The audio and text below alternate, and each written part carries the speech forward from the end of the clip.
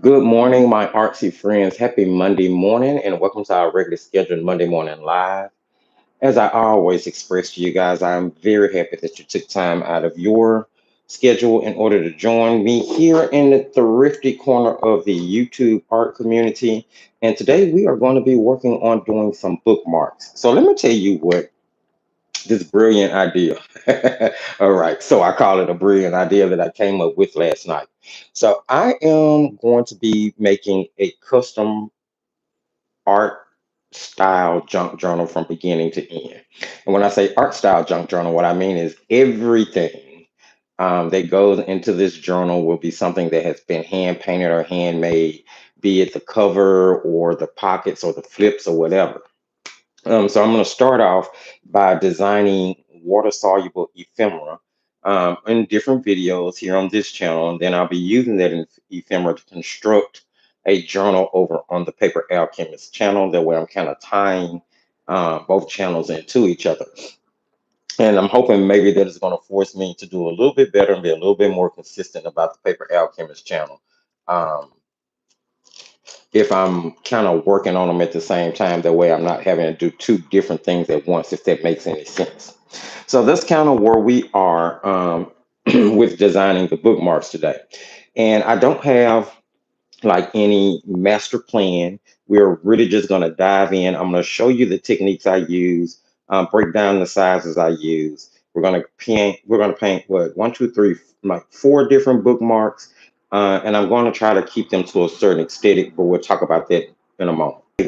So today we're going to do some bookmarks. Now, bookmarks come in several different sizes. The standard size that I like for my bookmark is 2 by 7. And it just so happens that that's perfect for a pad of paper that's 10 by 7. Well, it's a little bit bigger than 10 by 7, but that's the standard size. So I'm using Academy watercolor paper pad. Of course, this is Bohong's student version of their paper. It is 100% cotton and acid free, 140-pound cold press.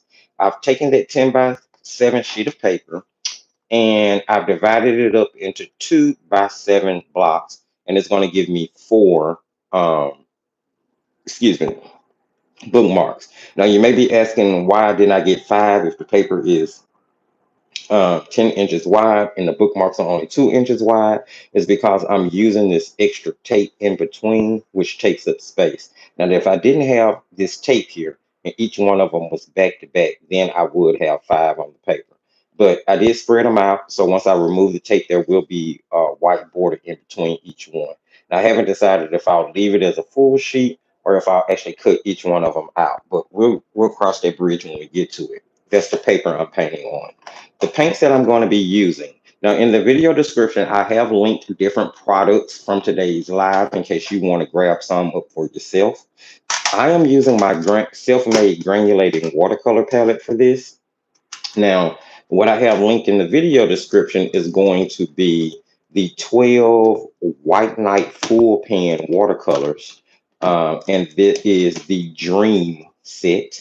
And I cannot believe I did not grab the swatch sheet for this because I need the swatch sheet to know what all those colors are. So here is a quick look at the colors that are inside my palette that I'm going to be using. If you have granulating watercolors and you choose to use them, grab whichever ones you have. They'll work just fine. And if not, you can use regular watercolors. It's not a big deal. Today's live is all about relaxation and having fun and not stressing too much in order to make something that we like that we'll use later on. So here are the colors, just so you can see. This is what I have linked in the video description. This is the White Knight Pro Watercolors 12 full pan set of granulating colors. This is the Dream set, which has some really beautiful colors in it. This is one of when I initially started to make the granulating palette. Some of the colors that got introduced. It's a mixture of Van Gogh, Schmincke Hortum, Turner Professional, Shinhan PWC Professional, Artwell Artist, Core Professional Paints, Da Vinci Professional Paints.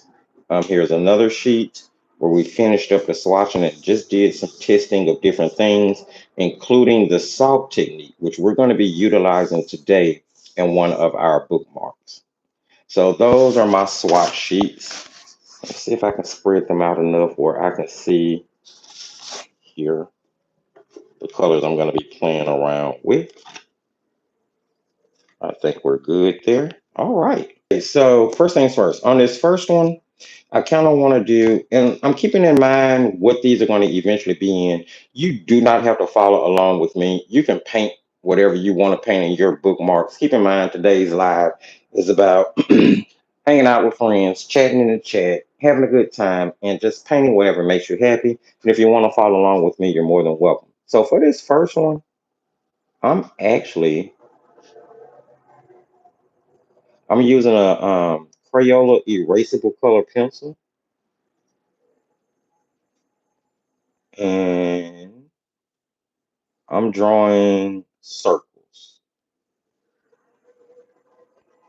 And you're asking yourself, why am I drawing circles? What are circles for? Well, I'm going to turn this bookmark into rocks.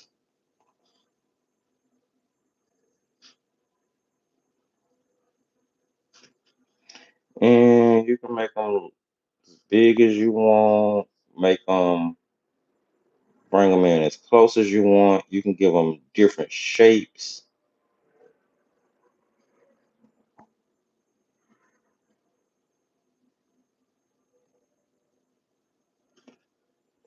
Um, and this is just going to be a bunch of rocks.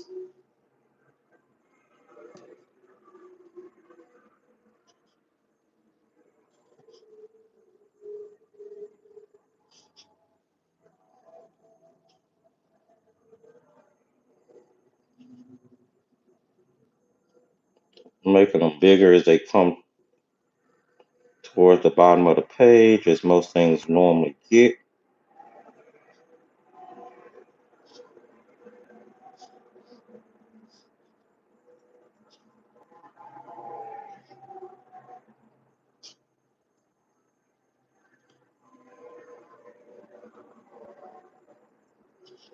And put a couple of few smaller pebbles in there everywhere. And that'll be that one. I think that'll be cool. That's rocky enough. There's enough rocks in there. All right. And then for the next one, we'll actually do a little landscape. Why not? Let's come up. Let's find halfway the paper, which is about there. We'll drop the horizon down a little bit lower and say we'll put it about here. We'll do a horizon and we'll just leave it there. Maybe that'll be a real easy one like a sunset or a silhouetted something or whatever. And then we'll do another one. Let's do a cherry blossom tree. I just worked on one of those recently. Let's see. We'll kind of bring the trunk up this way and let it come off the side of the paper. We'll let that be the trunk running off there, which means I can bring the,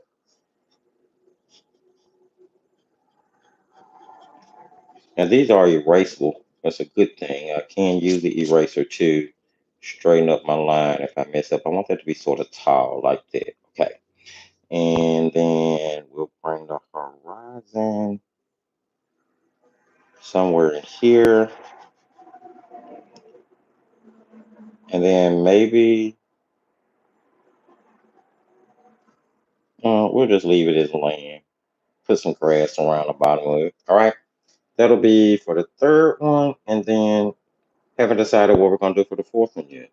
You know what? Let's do some stamping on this one. Yeah, that'll be cool. All right. I'm ready. Let's get this party started on a Saturday night. First thing I'm going to do is grab a flat wash brush. This is a synthetic squirrel brush. I'm just wetting my rocks here. Some of that pencil lead is a little crumbly. So the first thing I'm going to do is just put a all over wash on top of my rocks. What colors do we want to make them? Let's make them fun.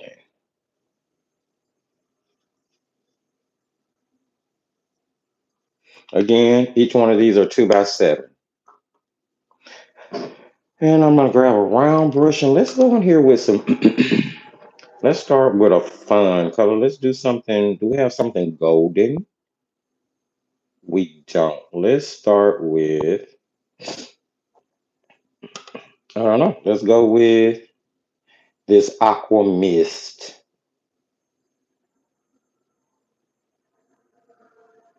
Do I have these upside down? I'm trying to see. Excuse me. I'm so sorry. Yeah, that's the lilac. Lilac, cobalt. So this one. Oh yeah, that's nice. And we'll start by just dropping in color. If your paper dries, you can re-wet it as you go. Everything we're about to do on this one is going to be wet in the wet anyway. So I'm just kind of adding water as I go. This will be a nice little aqua color in there.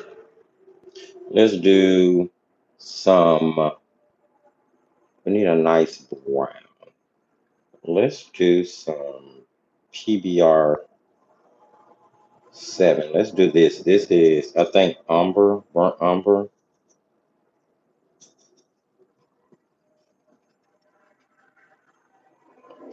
Get some of that in there. You, of course, you want to get some on all your rocks.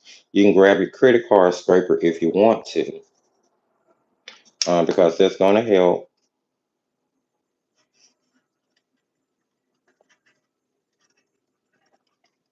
I'm really trying to keep it wet so I can just drop color in it. And I think the theme of the journal that I'll be using these in is going to be more of a, have more of an antique feel to it. I want some more of that. Oh, no, that's not what I was using. Is it this one? It's cute though. Let's get some of that in there.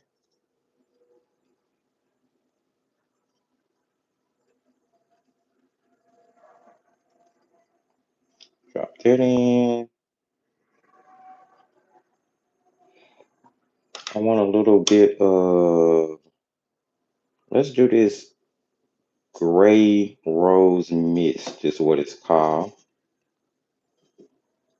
It looks green in the pan though. So crazy. Trying not to make mud. I do notice that the color pencil did, that pencil does. That's a Crayola, so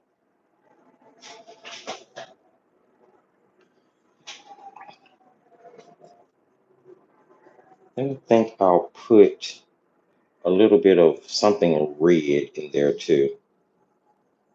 Let's see, that's the lilac mist, cobalt. Let's go with this hematite mist. It's sort of a burgundy, dark purpley sort of,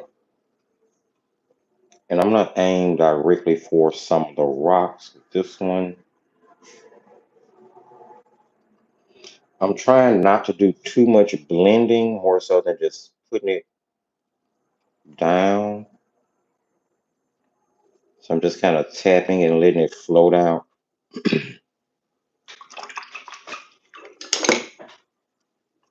I think it's gonna be cute. Excuse me. My sinuses, my throat is so scratchy right now. I have no idea why. I want some more of that green. It was just pretty.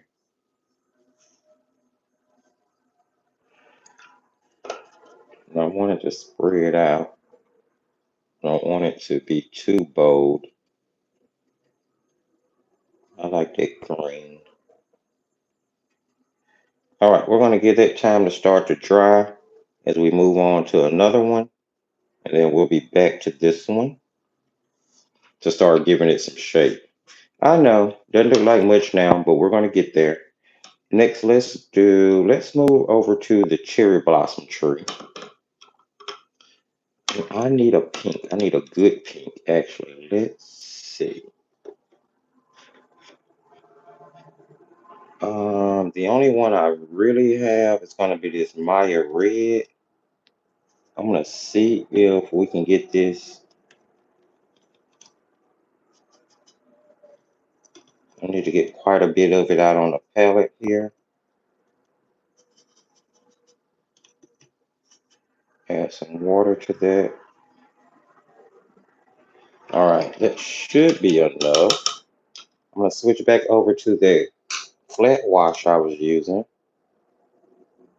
and some crumbs to the top, just the top portion above the horizon line. And I'm gonna soak this pretty well. No puddles, but I'm definitely gonna get it wet because we need quite a bit of working time for what we're about to do. Hopefully this will come out right. Woo, we're about to see. All right, I'm grabbing that little round brush I had and I'm going in with the red mixture and I'm gonna start to shape out, add some more water to that, shape out a tree here and being sure to leave some white spacing through it so you can see.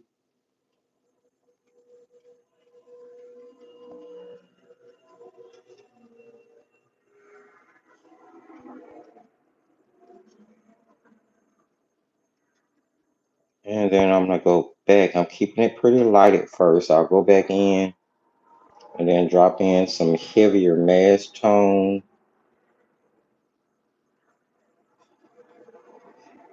red. That's just gonna give it a little color.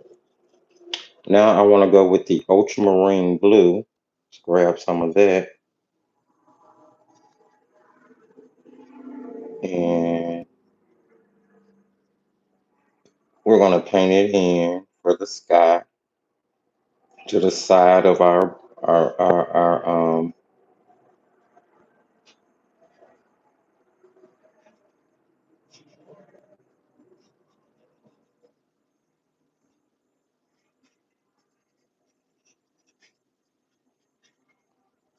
the side of our tree. Drop in a little bit more color there. Have to move pretty quick.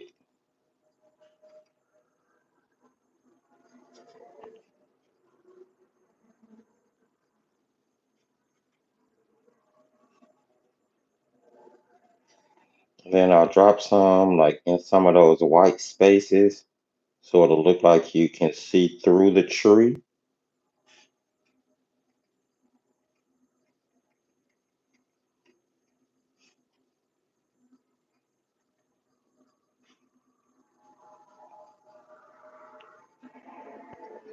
All right, and now I want to grab salt. I'm going to use sea salt. You can use table salt. You can use your kitchen salt. That'll be fine. And I want to concentrate it in the areas that I have the pink.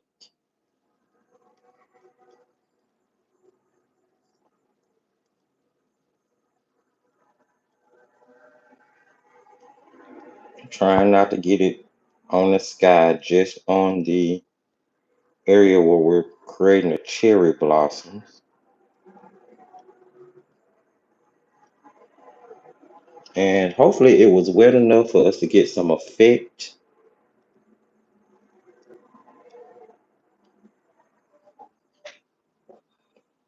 I'm hoping it was anyway. We'll see, won't we? We will definitely see. All right. We have to give that time to dry before we can move on there. Let's see. Let's go ahead and do this one. And this one is just going to be a really colorful, like, I guess, maybe sky background that's with Well, with the whole thing top to bottom, like I said, we're going to do some stamping on this one. So we're basically just creating a pretty background for this.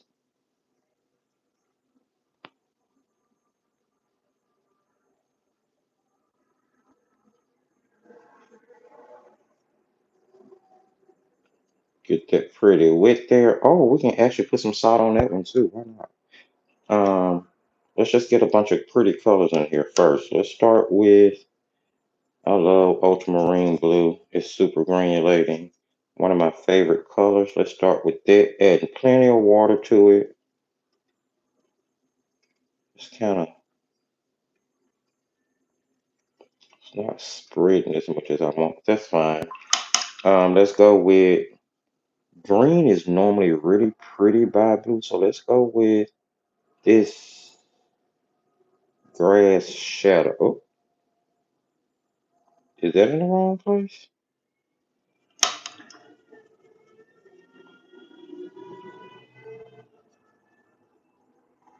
Hmm. Oh, okay. That's why. This is grass shadows.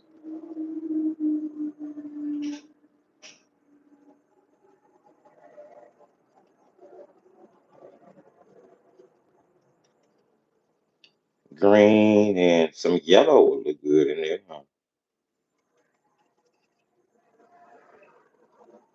Let's do some of this. What is this? This is Turner. Oh, it's a little green because I done got everything mixed in it green. But I'm gonna grab. That's fine. It's just that Maya yellow is mixed with a little of the green. Went a little limey, but I'm okay with that. That warmth in it is really nice.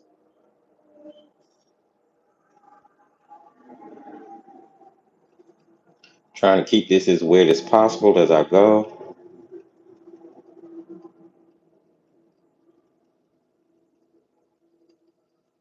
I think I got a piece of pattern paper that's gonna go really well with this, like super well. I do want to put some more darker. Ooh, I think I like this blue. This is called dark blue shadow. Ooh, yes, this is nice. This is playing. This is playing and experimenting, right? This is how you get it done.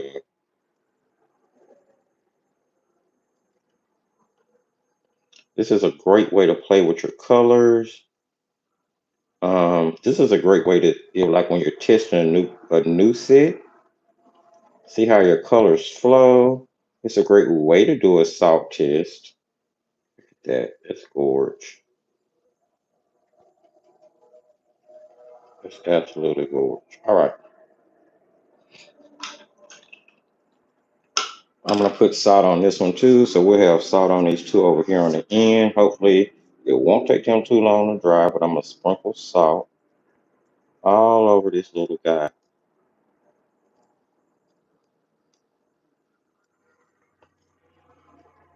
That way we can see what we get with the background.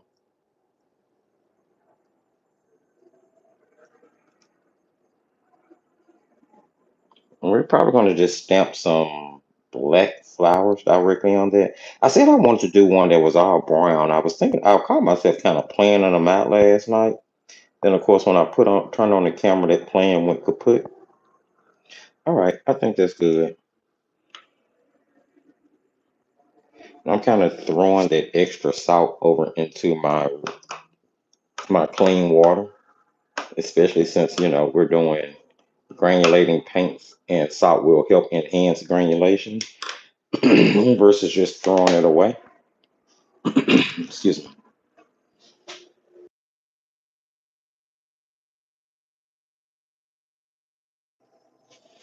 All right, is that dry? That's damp. So what I'm going to do is put a little tree line right there real quick. Let's go with something green. Yeah. See, I have core viridian. I think that's what this is. It's a little dull, whatever it is, so let's use it. This might be Shire blue.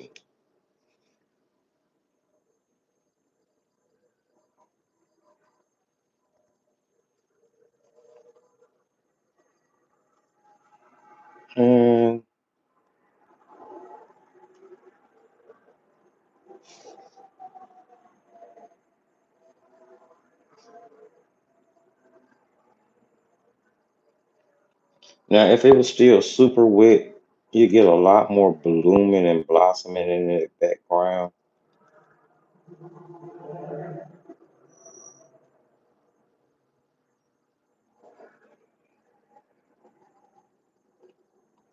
Going stronger with the color.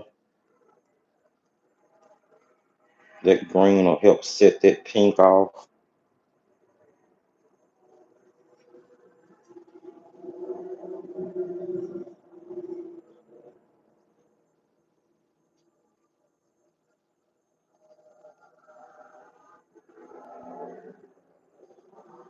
I'm gonna grab that little, I have a little round brush here as well. Get it soaked in that little bluey green I was using. What green were we using? This Shire green. And just kind of paint some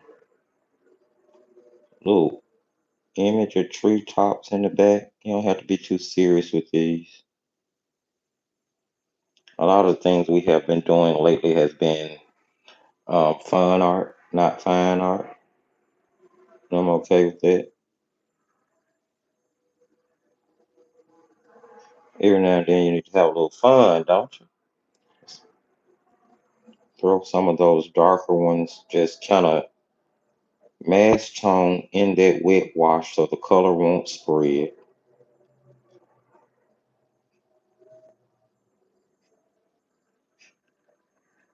Now, odds are if you're painting along with your own granulating set, you are having to, guesstimate your own colors here, which is perfectly fine.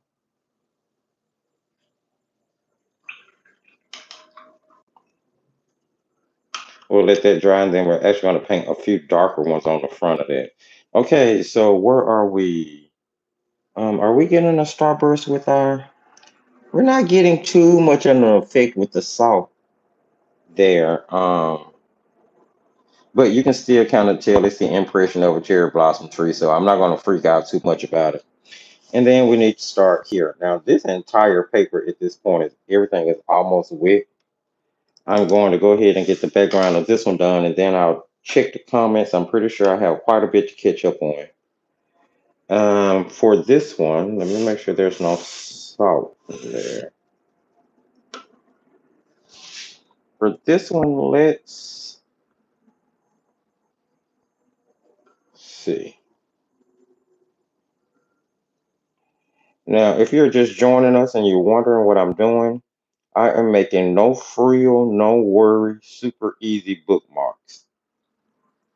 I've divided off a 10 by 7 piece of paper into 2 by 7 rectangles, which is the size that I use for my bookmarks. I'm going to get these painted, cut them out, laminate them so that they can be used inside upcoming art journals or art themed junk journals, which I think is what most of these are going to be for, to serve as like daily bands, bookmarks, and placeholders in those type of journals. Sort of a nature themed journal, I guess. I want to start off with the summer. I guess we'll just go with ultramarine since we've been using that anyway. So I'm gonna grab ultramarine. I'll start at the top, and we're gonna. This paper dries a lot faster than I remember it drying. Water absorbs into it so quickly. Whenever you want to add more color, you start at the top and then blend down.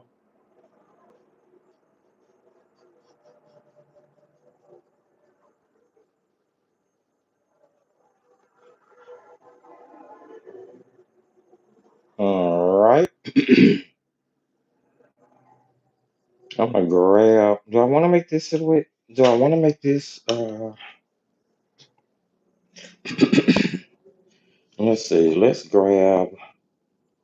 No, I'm just gonna put some clouds in it. I'm gonna grab a paper towel and use it in a really small corner of it.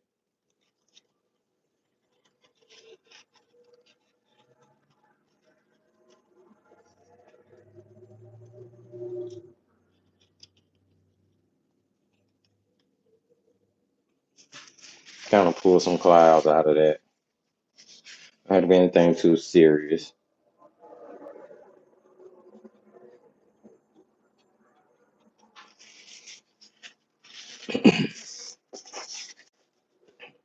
Okay, and then you know what? Let's turn that into water. I was gonna do a little land there, but let's make this one really simple. Let's turn this into water. So I'm gonna wet the bottom as well. First, I'm gonna go in with a really, really super watery ultramarine. Even add some more water to that to water it down some more, lighten it up.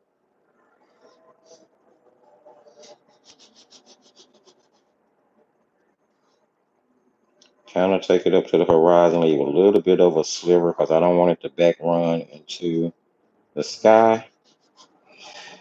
I'm actually gonna grab a little um, flat brush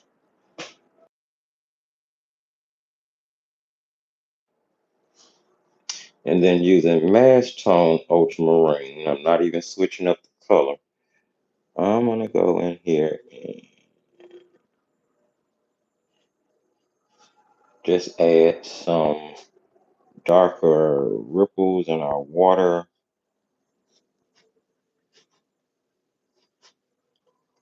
It's not something you even have to. Ooh, that's really dark. That's fine. It'll just show movement in our water, which is fine. We'll end up putting shadow on it once it dries. And I want to keep it from bleeding too much up into my sky.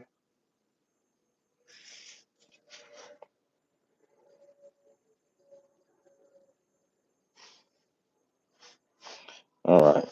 That's a lot of paint down there, but it is what it is. Kind of blend it out a little bit. All right. We need to let all of that dry before we can move on. And we only have one other thing to do to each one of them. Here we're going to be darkening the areas in between each of the rocks and then adding a little shadow to the bottom of the rocks in order to make sure that they seem round.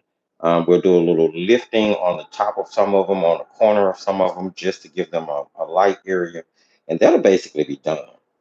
This one over here, all we have to do is wait on it to dry. Then we're going to grab a flower stamp and actually start stamping flowers in there. For this one, once it dries, we'll add a little bit darker tree line here on the horizon to push those kind of fuzzy trees back a little bit more. Then we'll add in a grassy area in the trunk, put some branches up through the trunk. And here, I don't think I might do too much else. I'm going to put on maybe a little mountain or something, but I'm going to wait till it dries to see where else to go with that. Because, I mean, as it stands as a bookmark, it's kind of fine, especially if you stamp words into it. Because that's what we're making. We're making bookmarks, whimsical bookmarks. I'm grabbing a synthetic round. This is like a number 5, probably not big enough. I have something that was already mixed out here that's gray looking. So I'm just going to start with that as a base. And to it, we're going to do burnt umber. Let me get a bigger brush to mix with here. I'm going to do burnt umber. I'm going to mix up something nice and dark. Okay. So we're going to put down plenty of burnt umber. And I have to do the whole thing. So I'm trying to make sure I mix enough the first time so I don't have to mix and I won't have different variation in my colors, right? So we're going to do burnt umber. To that burnt umber, we're going to do ultramarine. This is one of my favorite neutral mixes. Right away, it goes super gray. The more burnt umber you have in it, the warmer the gray will be. The more ultramarine you add to it, the cooler your gray will be.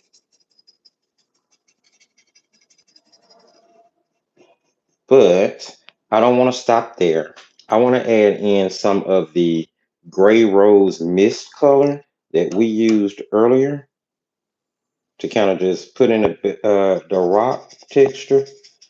And I'm going to mix it directly into that black. And this granulates as well. And every now and then I'll add another brush full of water to it because I want to keep it a milky consistency. I don't want it to get creamy. It'd be too thick, okay?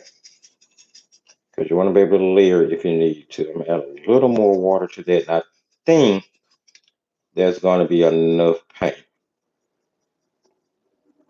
Seems dark enough. Almost seems black, doesn't it? But it's not. It definitely reads black on the camera. I'm going to switch back over to that synthetic brush I was using. Go ahead and get that full of that paint. And we're going to come over here and we are about to start etching out these rocks.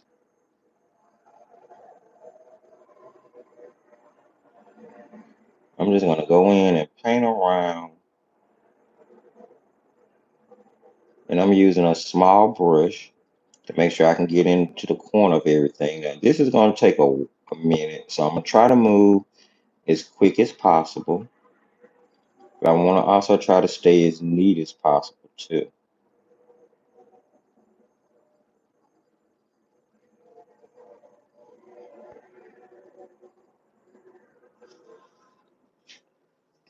And my hand may be in the way at first, but everything will eventually be okay.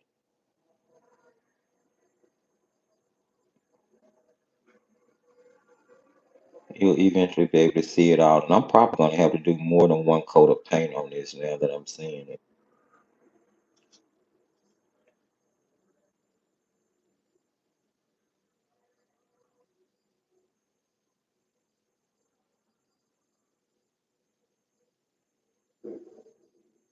And if I get quiet, it's only because I'm concentrating. These are some really small little areas to kind of color and get in between. But this is very therapeutic.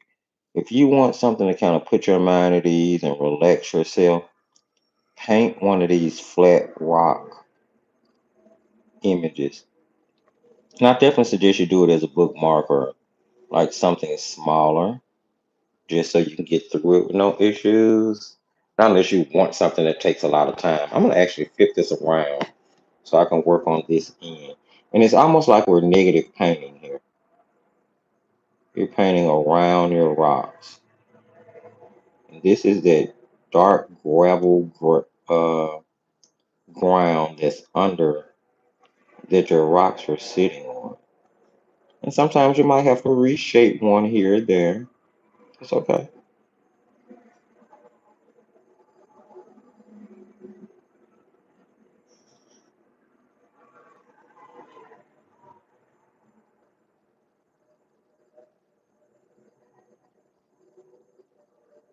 Mm-hmm. Just like so.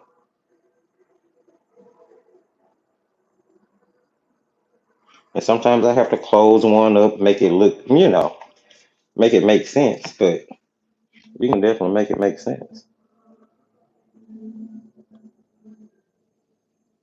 Your rocks look pretty cool. So what's up?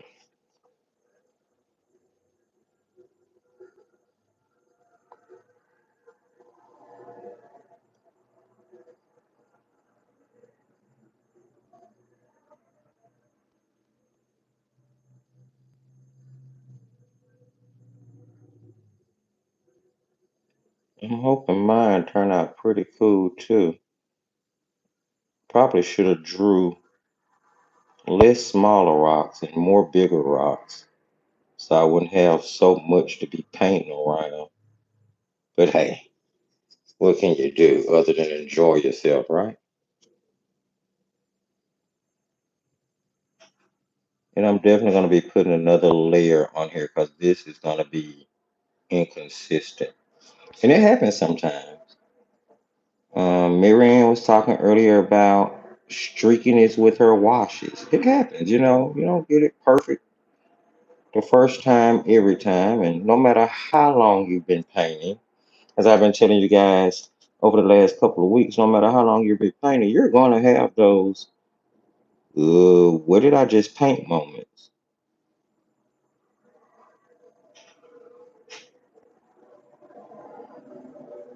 You're definitely going to have those moments where you're asking yourself, what did I just paint?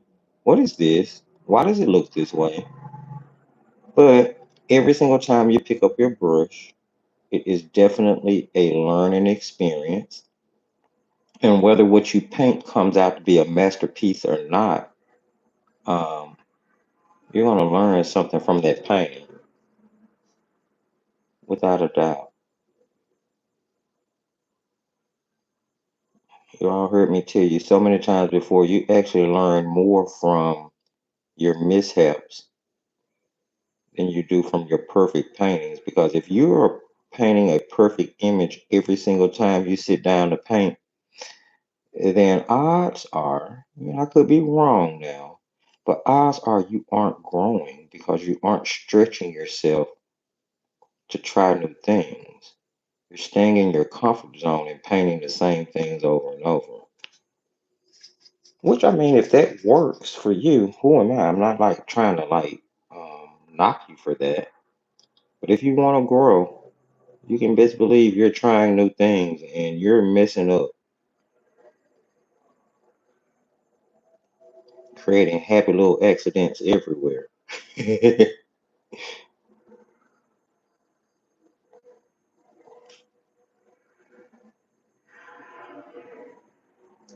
Now I could go mixed media with this, which I might do that instead of doing the second layer with paint. I might go mixed media and do the second layer of this gravel with a brush pen. Ooh, that might be nice.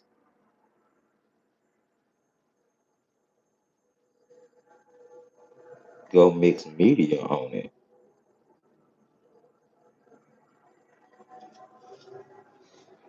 All right. And look at the color on some of those rocks. Love that. Do you see the difference that the contrast makes with this bookmark?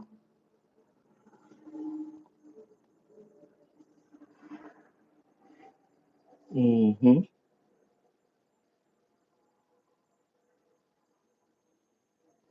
Now, this would also be really good to use cellulose paper with. Now, I'm using 100% cotton paper, but you guys know, I tell you, when you're using granulating watercolors, try using that cellulose paper. You'll be surprised at how much more granulation you get.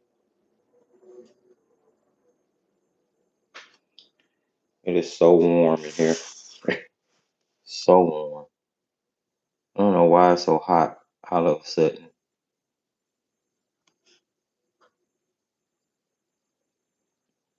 So, for those of you who didn't catch between the brush strokes yet, now if you are a part of the Defiant Art Thrifty Apprentice Patreon community, we did have a between the brushstroke episode drop yesterday that you guys can go check out. Keep in mind that particular series is for both free and Creation Station members, so regardless of your level, you can check out that video. And in the video, I was telling you guys about my little mishap over the weekend with my car. So, up until about 2 days ago, I drove a 2018 Ford Focus. And, well, first of all, let me say this: I've never purchased a new car. All of the cars I've ever owned or purchased for myself in my life have been used, okay? So, when I got the 2018, I got it in 2021. So, it was used. Okay. Um, it only had one owner, and all of the stuff worked out fine for it. But you know, things go wrong with vehicles. So here we are, fast forward 2026. I was coming home from work. I want to say it was Thursday, and I noticed that the oil light came on my car. Well, first the car kind of sputtered, like it was going to stall. And then all of a sudden the oil light popped on, and I was like, why is that happening? I know I just had the oil change just a couple of weeks ago, so it should need an oil change. It should have plenty of oil in it. Um, so I'm like, okay, let me just make it onto the house. And as I continue to drive, then the check engine light pops on and the car stalls. And I'm like, okay, at this point, I've made it to a red light, and I'm pressing the accelerator and the car doesn't really want to move and go anywhere, which of course I'm freaking out. I'm an artist, not a mechanic. Hello, somebody. um, so I'm like, oh yeah, no, this is not gonna work. I need to go ahead and make it to the house. Good thing is my normal 9 to 5 is only about a 10-minute drive from my front door. So I'm thinking to myself, I'm just gonna go ahead and truck it on home. So I did. I got the car on home. It didn't stop on me, but it acted like it wanted to stop several times. This is Thursday evening. I get home about I got home that day about 5:30, I guess. So I got in contact with the gentleman who works for North Ford here in Dallas, who normally takes care of my car, and he was like, "Well, crank the car up over the phone and let me listen. You know, some mechanics are that good." And I was like, "Okay." So we did, and he was like, "Ugh, friend, it doesn't sound good."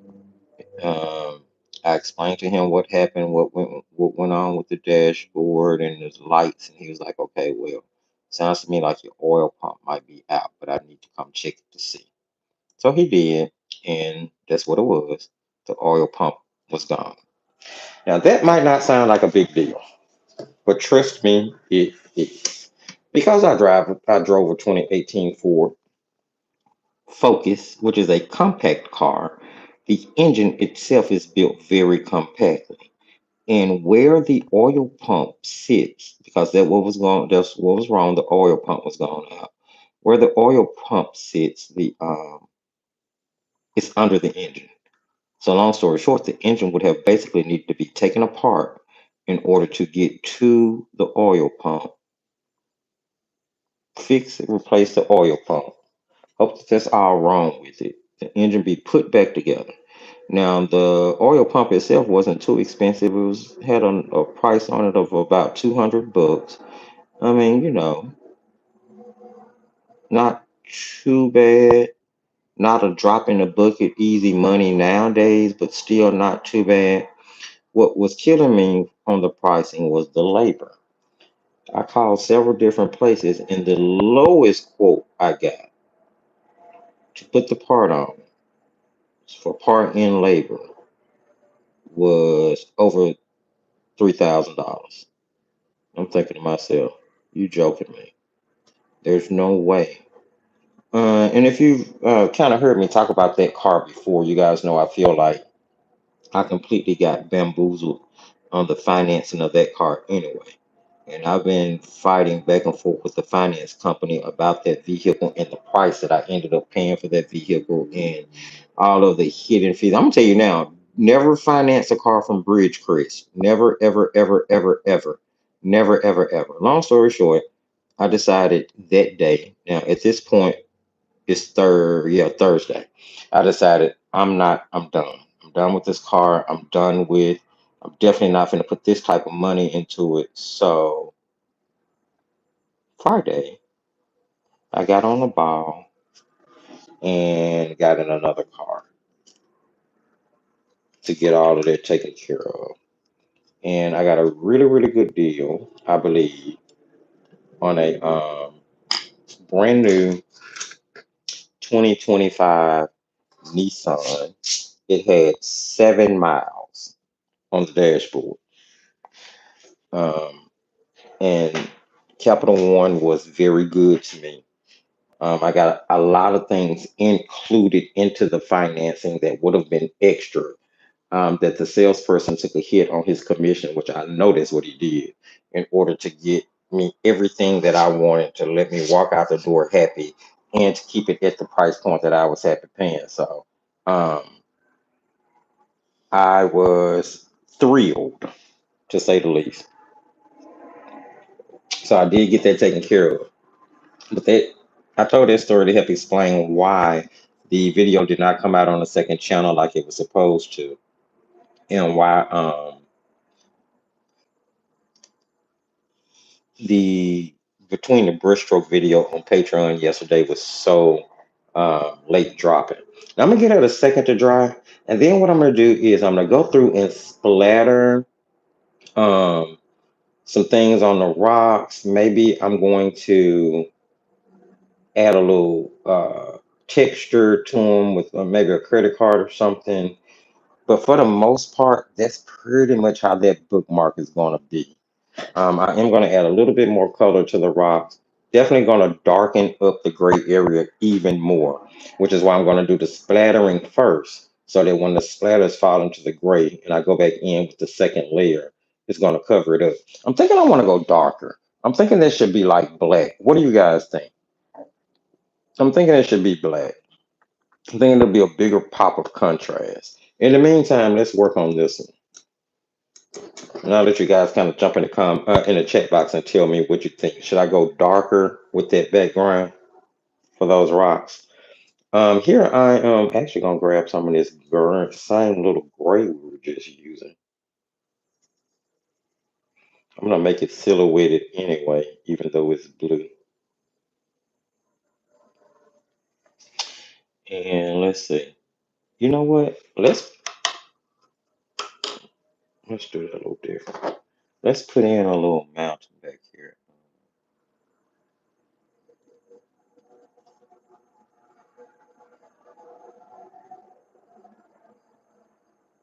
like so. And then maybe we'll have a little tiny bush line in front of it. I don't know how this is gonna work out, but we'll see. Let's start with this gray mixture, get it mixed up. I love the way that that ultramarine and that burnt sienna will separate. So if they sit on your palette long enough, you will have to kind of blend them back together.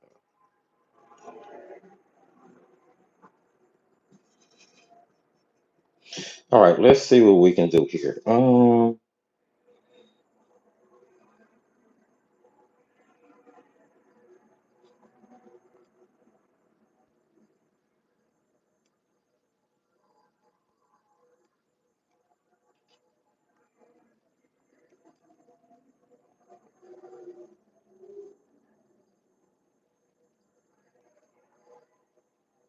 Get us a snow-capped mountain back here.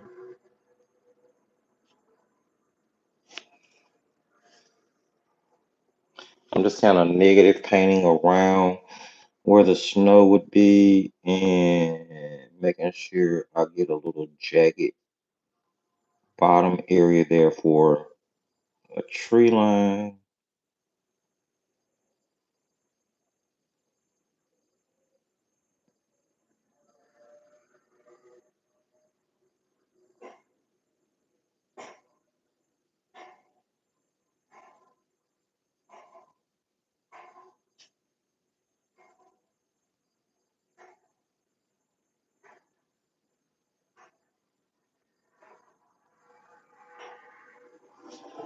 A little mountain back there. I'm gonna grab that round brush and add a little bit more intensity.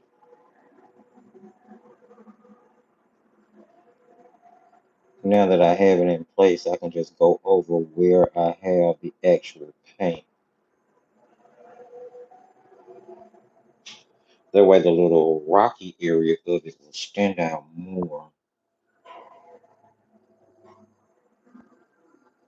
Give it a little bit more dimension because of it too.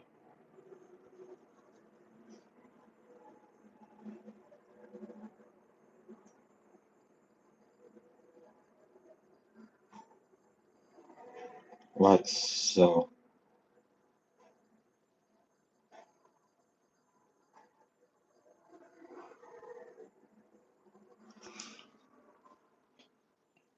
All right. I don't know. It seems like it bows, but whatever. We're gonna straighten it up. I'm gonna straighten it up with the let me get a T-square because I do want to straighten it horizon up before I put down the actual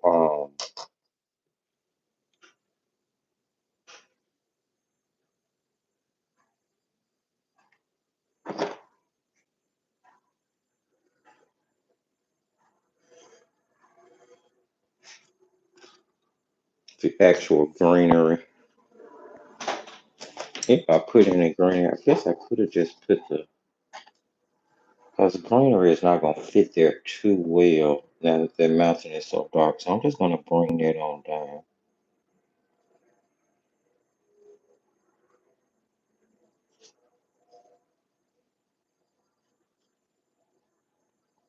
Just turn it into a silhouette mountain like I started to in the first place.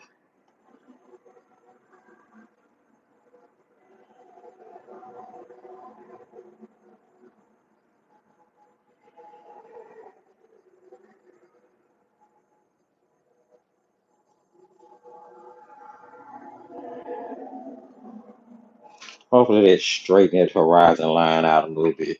All right, give that a second to dry. We'll come back and fool with that in a minute. Put some shadows in there. Um, I should have blended that darker area out a little bit more, but it's fine. Once we put some gel pen in there, it'll look like it's highlighted. Things will be fine. Maybe we'll throw in, you know what? Let's just go ahead and do this.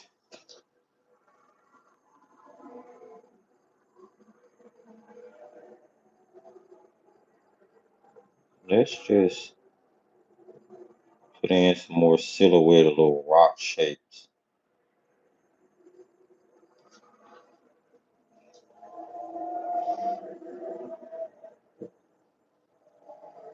Kind of get bigger as they come towards you.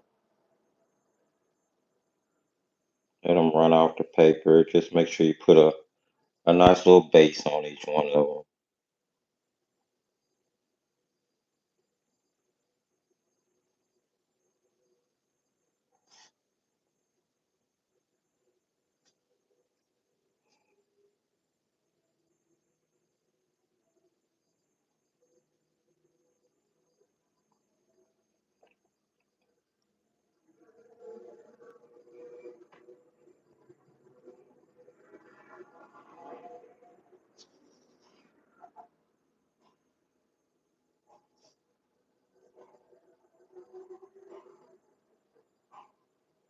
I'm just kind of painting these as I go. As I told you guys, I didn't really have a plan.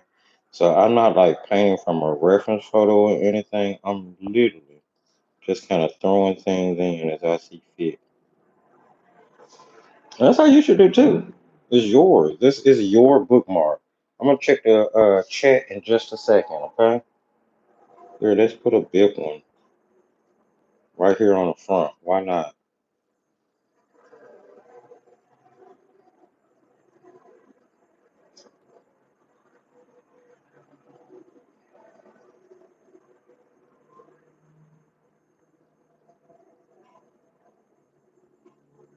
Right there on the front. And we're just using blue and gray, two colors here, nothing too fancy at all. I'll go back and lift a highlight off of that a little later on. We'll call that a day.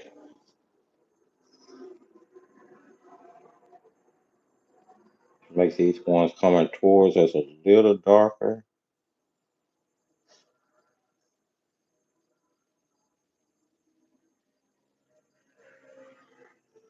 That one looks like a boat almost. All right, there. It'll turn out just fine. Now we need to see about the ones with the salt on them.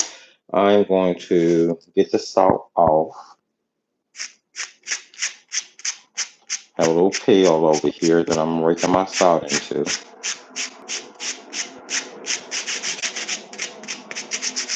I didn't get the burst effect that I really wanted, in all honesty, on either one of these.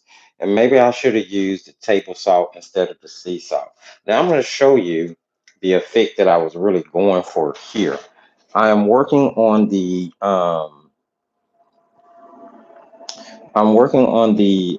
what is it? The giveaway tutorial. The giveaway tutorial for Palm Street, March 2026.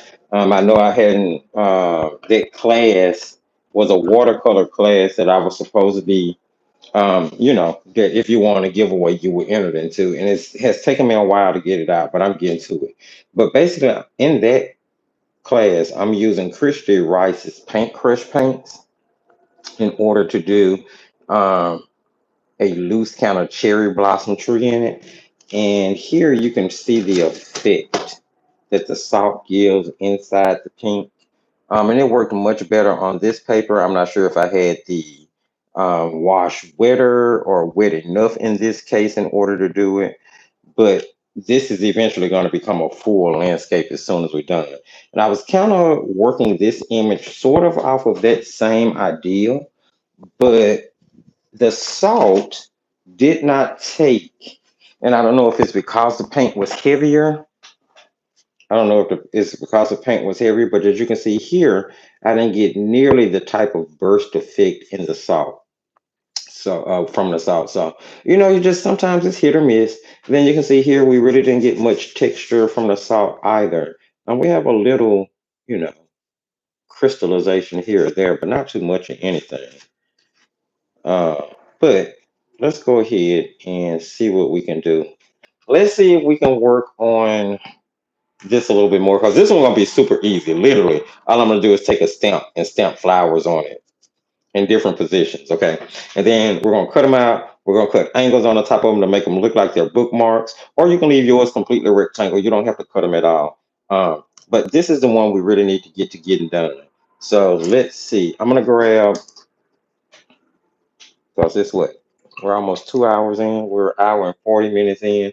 Well, not really an hour 40 minutes in as far as actual painting is concerned, but you know what I mean. Let's see. I'm gonna mix back up this gray. This is what we've been using. I really need it to be darker though for this. So I'm gonna try something different here. I got some of this green mixed here. Don't know what that green went to, and that aqua and that blue. I'm just gonna mix everything that was there together and see what happens. It goes to a greeny, muddy color, which is fine. So what I want to put here though is going to be this color called dark blue shadow. This is one of the, oh, how gorgeous it is. This is one of the white night granulating colors. It has, if you want to make it up yourself, you could. It's PBK 11 and PB 15:6. So basically phthalo blue and black. But the black is the Mars black, PPK 11 Mars black, the one that granulates. All right, to that, I'm going to add ultramarine blue, or you could just stick to using ultramarine blue and burnt sienna because ultramarine granulates, and mixing it with burnt sienna will make a granulating mix. Okay, I'm going to throw in some ultramarine in it because we use that in the sky. Want to make sure we keep color harmony, tie those blues together. Then I'm going to throw in some burnt umber, burnt sienna, whichever one we've been using.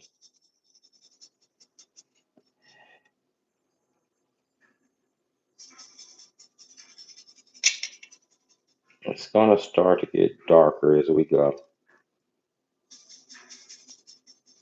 I'm trying to get rid of that green undertone. This reddy brown is gonna help do that.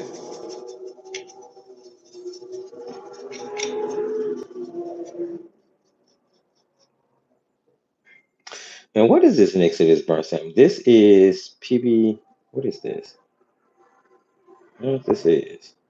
This is oxide black. Okay, this is PBK 11. I'm gonna throw a little of that in there. Now listen, we haven't used black in any of these that we didn't make ourselves. So you don't have to do this if you don't. I mean, you're probably using, odds are you probably don't have the colors I'm using anyway. So basically, you're just making a really dark, neutral black looking color to use as your tree trunk.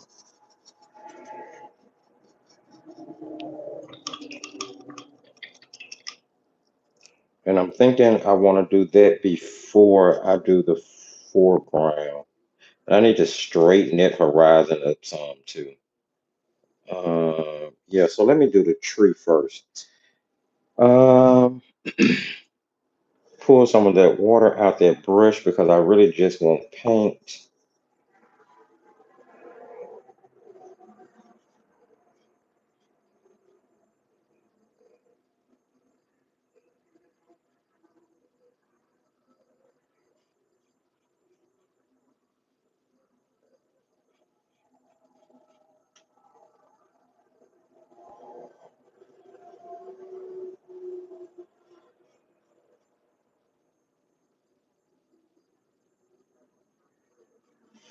And trying to figure out where I want it to stop.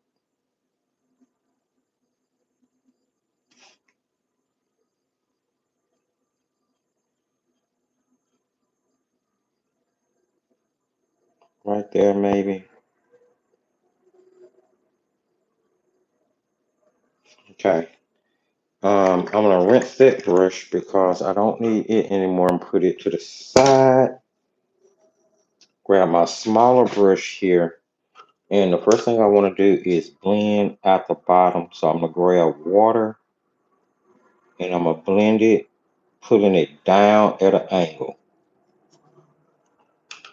because it's gonna look like it's on a hill. Using a lot of water at this point, I'm gonna go in and soften it all around because we're gonna be covering it with some foreground color. And it just depends on the order you paint yours in. If you paint yours with the foreground first, that's fine. If you paint your tree first, that's fine too. All right, we'll finish that part up in a second. Let's go up here to our tree. I want to roll in some of that paint. And we are going to start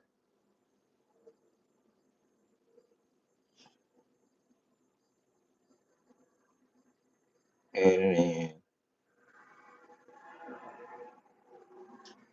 branches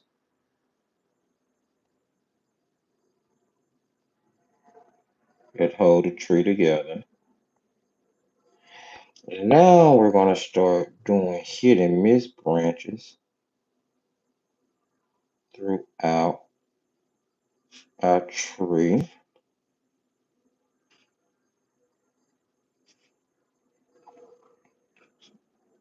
Hitting those. And this is what we call lost and found. This is where we're painting in the branches, but we're going around all of the pink we have, and we're just letting it stick out in different areas. And you can put on extra branches if you want, so the tree sings, you know, however you need to do it.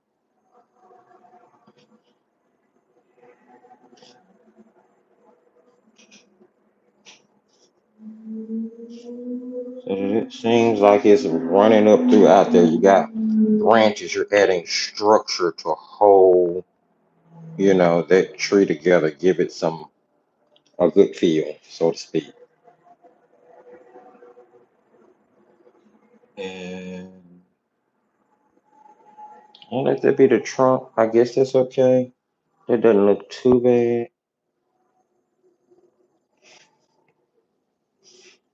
I do want to paint this darker so you won't really see that divide and how that goes.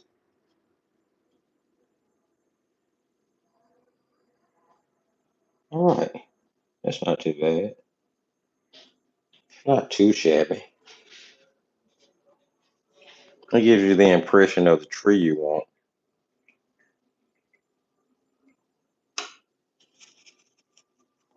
All right.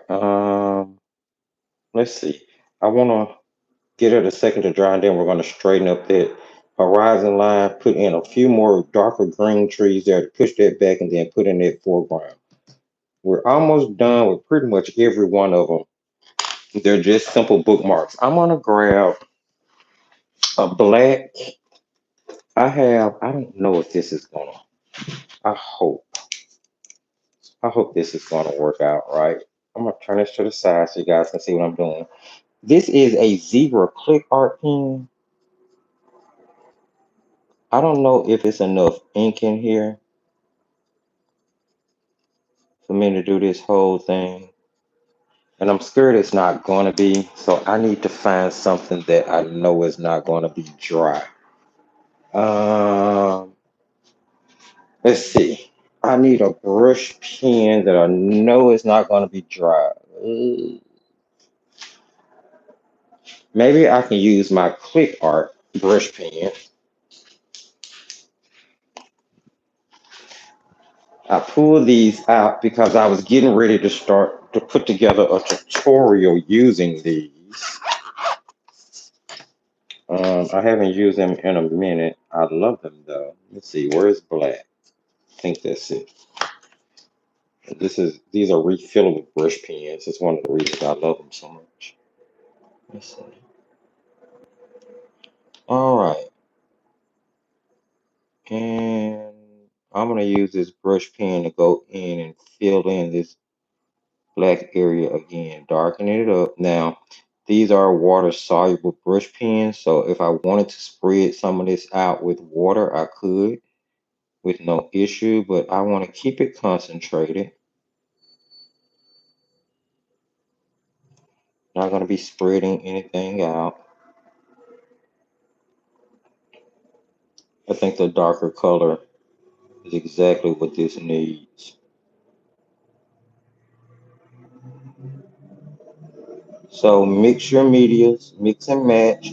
I'm a mixed media artist. I'll tell you in a minute. Use whatever you need to use in order to get the desired effect that you're going for. Don't limit yourself. I mean, not unless you're like entering some type of watercolor competition that requires you to be a purist.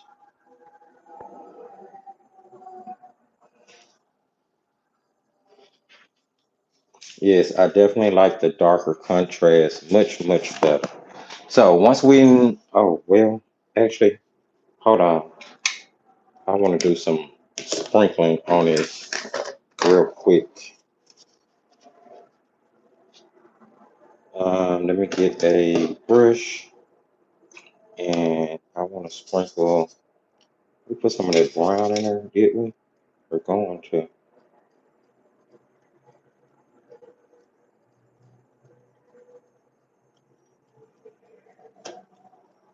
And then maybe we need, I want some more of that green we were working with. It was so pretty.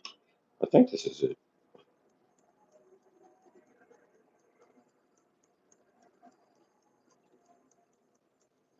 Um, and then maybe we need a little bit of burnt umber mix. You know, you need that little darker reddish brown tone.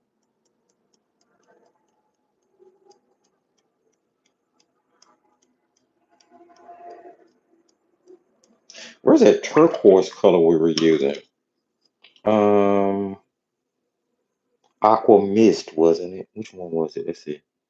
One, two, three, four, five, six. This one. Oh, that's what I was just using. All right.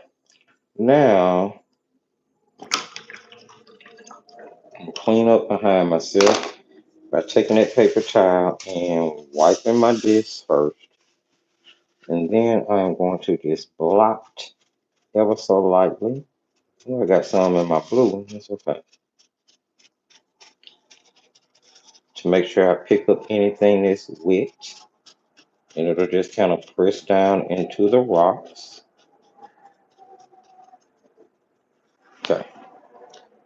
Now I'll go back in and finish off adding the black to everything.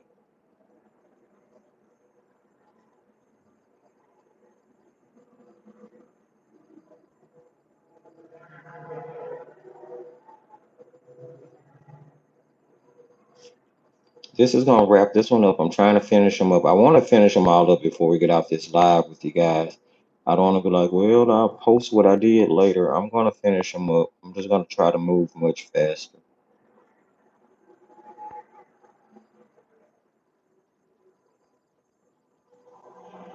You guys still have time to hang around. Absolutely feel free. If you need to run, I completely understand. The replay will always be available for you.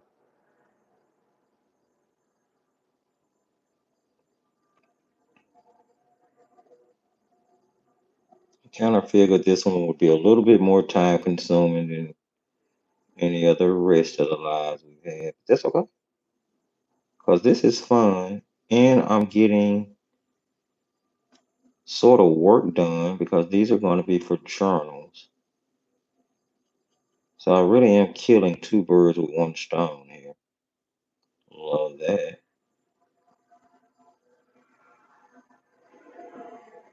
Considering the fact that I'm painting stones. Haha, no pun intended. Just thought about that.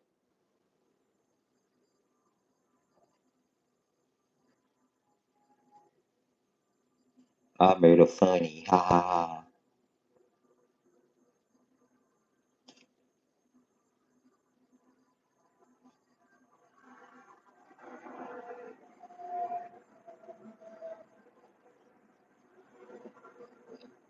Man, that super black made a huge difference.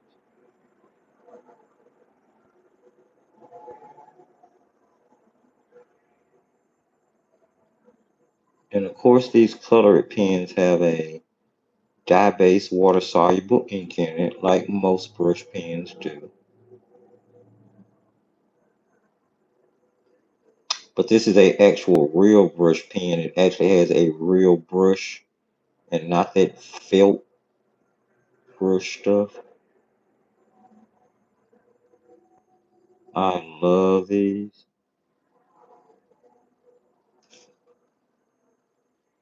And you see how quick it's helping me reshape those rocks if I need to. Make some of them a little more jagged, a little less round so they don't look so cookie cutter.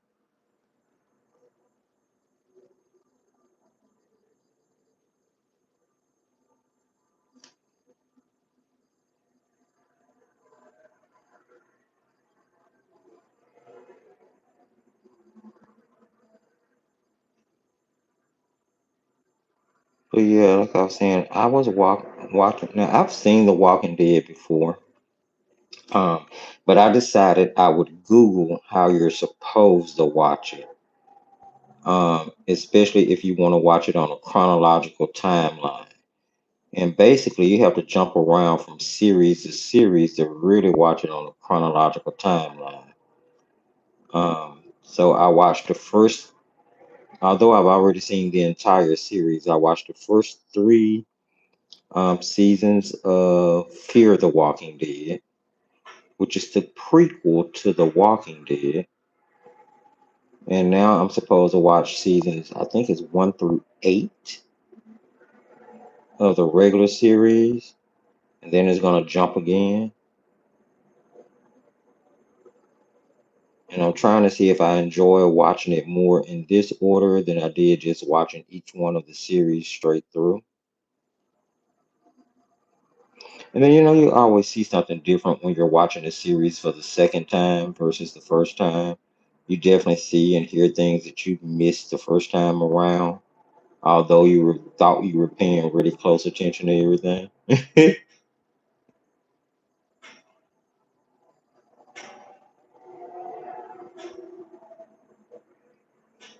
Almost done with this one.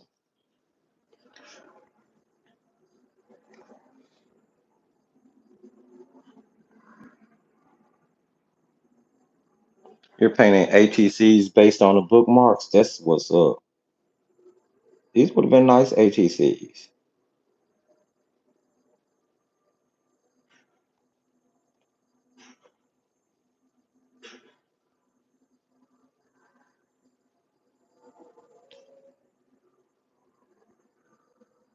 ATCs would actually be nice to paint to go inside the art junk journal because they would make wonderful little things to use as tuck space and to create pockets with. So that's what the ATCs that I've been creating on that big pad are going to be for.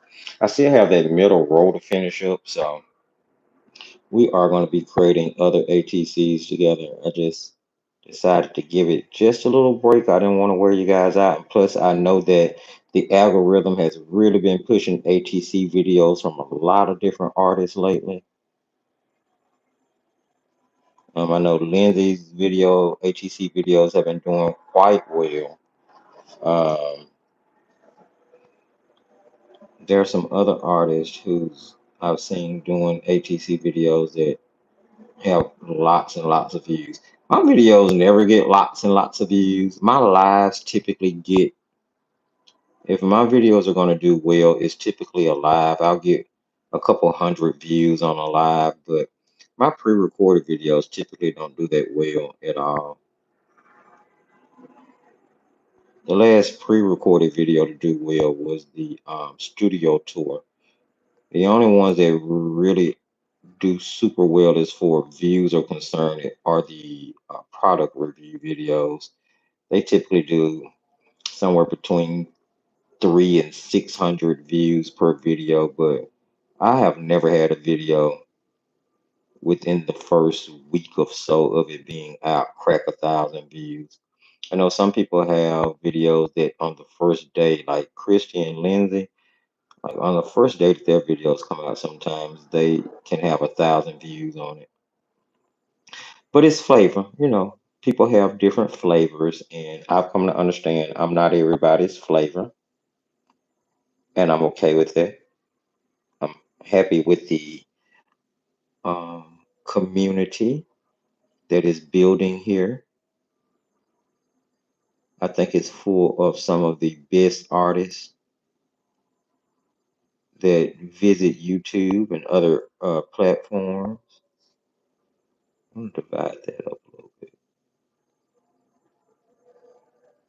kind of round it off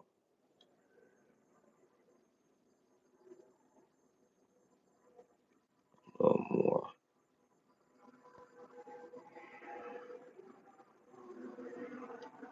All right, I think that is cute.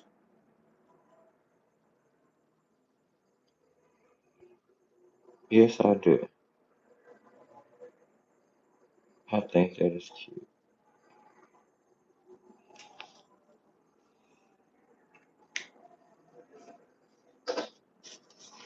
All right, let's see. I'm gonna call that one done. I'm gonna call that one done. And this one, I mean, look how black that ink is. It's so nice. I like it. I like the way this one is coming out too. Let's see if we can fix that horizon line real quick. What did I do with my T-square? Hold on. Here we go. Let's fix that horizon line and then go ahead and paint in the rest of that one. I always keep a T-square on hand. These things are so affordable. You can grab them off of like Amazon or what have you. Super affordable. And they come in handy. Without a doubt, they come in handy. I need a pencil, a regular pencil for this, so I can see that. All right, straighten that horizon up, and let's go ahead and paint the bottom of this. What colors are we going to use? We were using shadow green. I need to see about cleaning up some space here. And my coffee has got cold.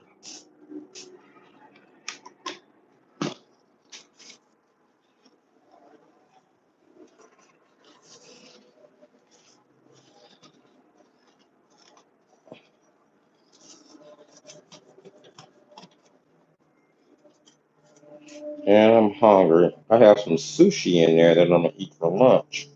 Some sushi and a little side salad to go with it. Can't wait to get to that. Okay, let's see. We need some photos here. We're gonna go with the shadow. What was it? 1, 2, 3. The shadow green. Here's the shadow green, and it was another green we used, a darker one. No, it wasn't that one. It was definitely shadow green. Let's mix in a little of that dark shadow blue into that.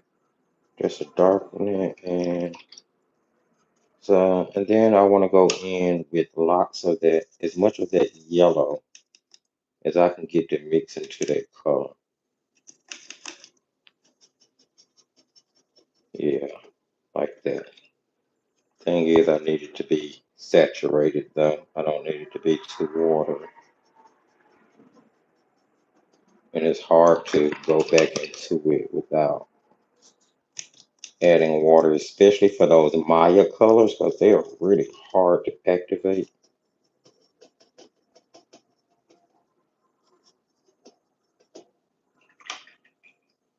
Trying to get that more yellow leaning without making it too weak. This is the only yellow I have in this granulating palette. There we go. I think that should be enough for this little space. All right, we need the original green on its own.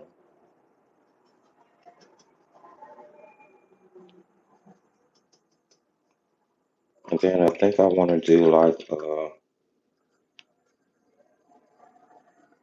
using burnt umber. So let's just keep using burnt umber for the brown. I don't have another brown that I used.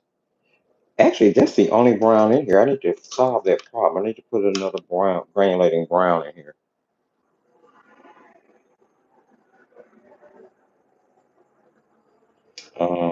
Okay, so I'm gonna start with the lightest green, or should I say the darkest green? I'll start back here.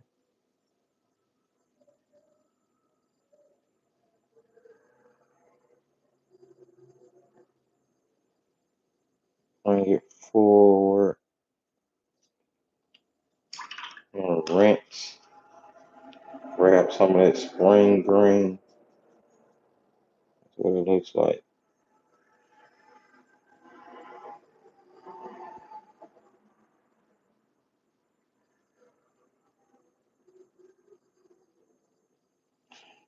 Go ahead and grab some of that brown, because we're getting in that area.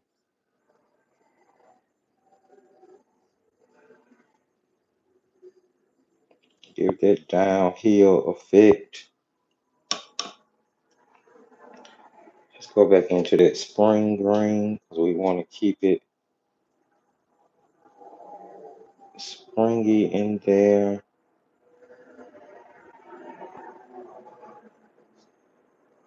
Some more of that darker green. I'm keeping it sort of curved motion.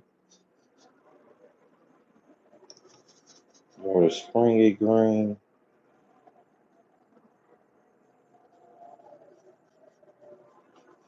And just bring that on down. You want to keep your stroke from side to side, so it continues to look like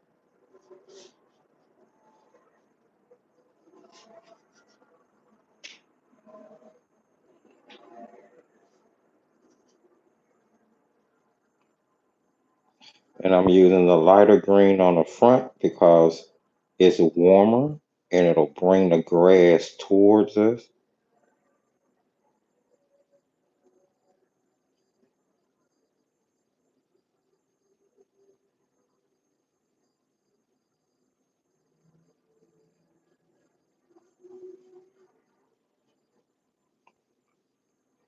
Mix that brown right on up under that green. Look how beautiful that is. Looks super natural.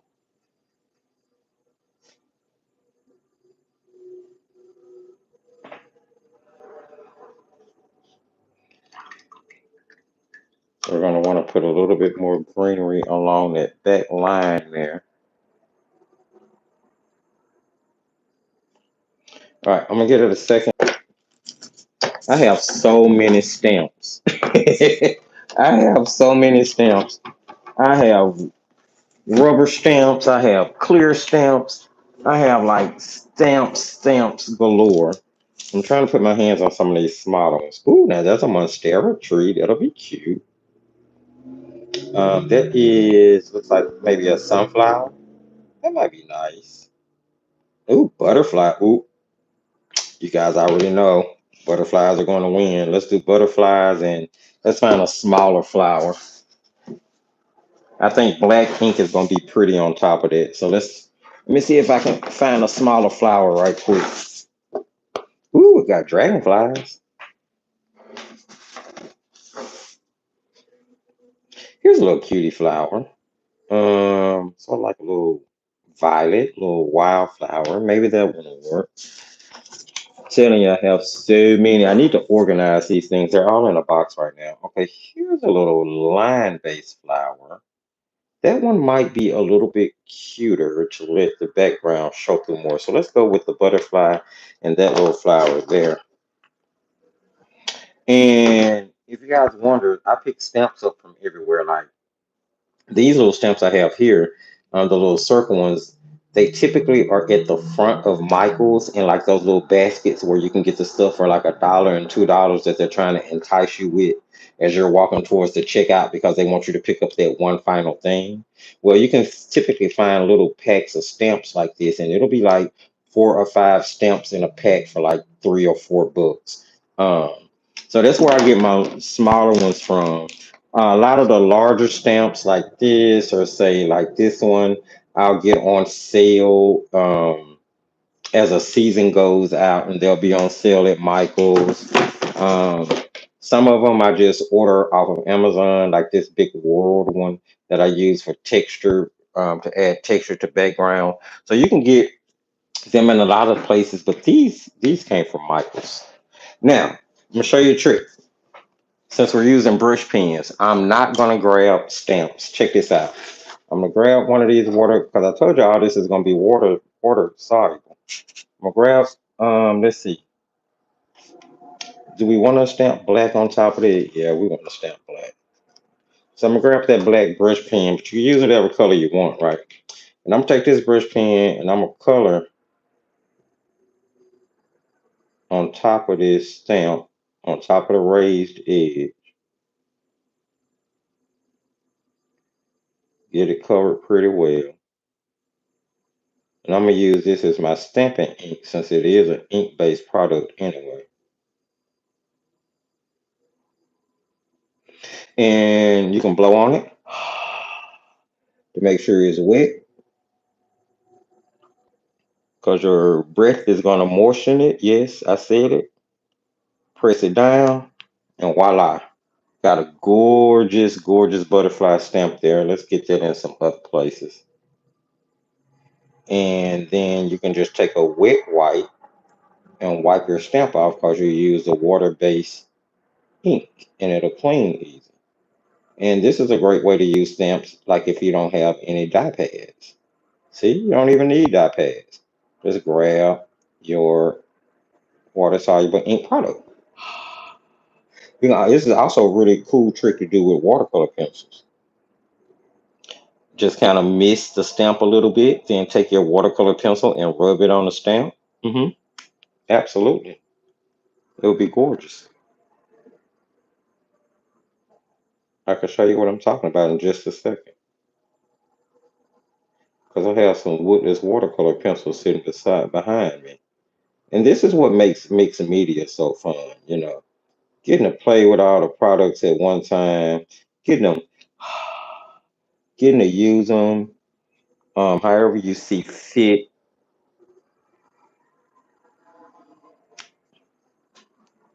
Yeah.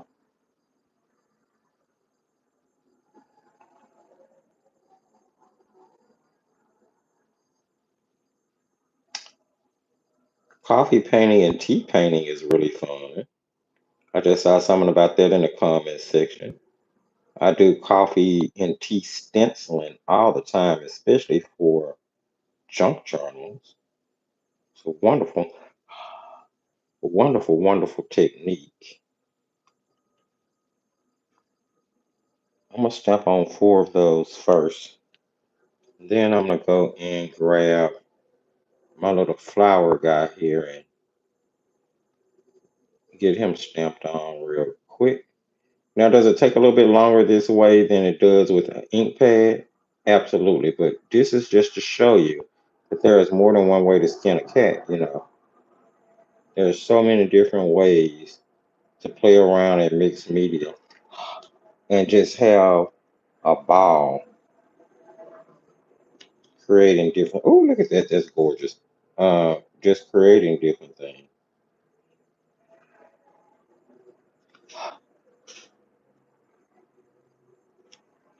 hmm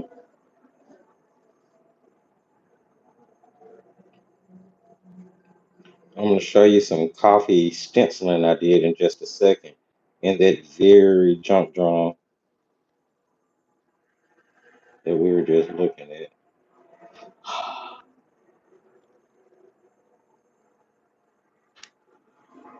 And sometimes you can get 2 or 3 impressions out of one. I just haven't tried it. Let's give it a try. And then that next impression will be a little faded. See there? Like that.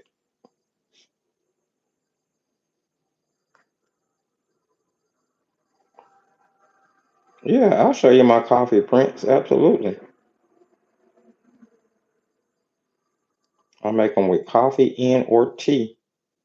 And it's my plan to put together a video on the Paper Alchemist channel showing how I do that.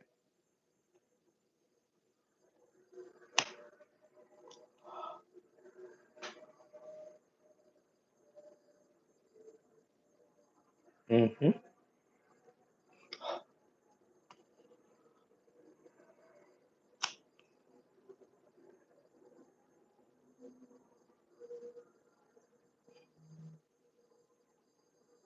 Almost done.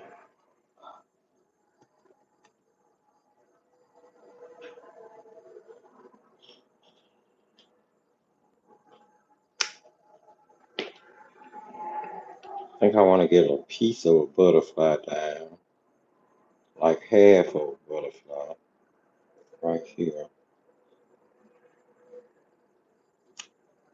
Yeah, something like that. And then I want another little maybe wing area over here.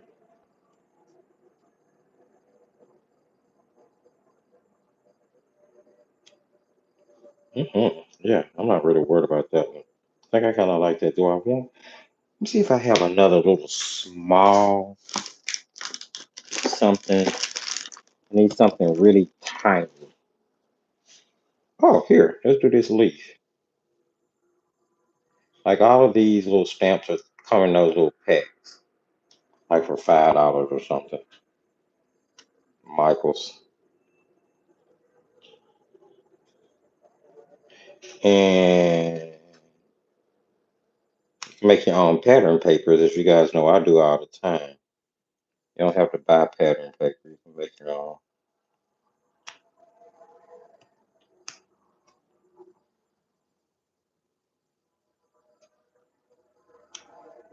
All right, I think I'm good with that. I think that's pretty cool. All right, that is away. What else do I want to do? I think I want to put some little grasses on this. That one's finished. This one is about to be. I'm gonna grab my little. Let's go with this darker color here since it has a green undertone to it. Actually, I want it more green, so let's go with this green down here. This darker green. We'll mix a little ultramarine. Ooh, too much ultramarine into it. It's fine. Go back and grab some of that. Is that the green? It was the shadow green. This it almost was like turquoise mix. It made almost a turquoise color, especially mixing an ultramarine into it. Um,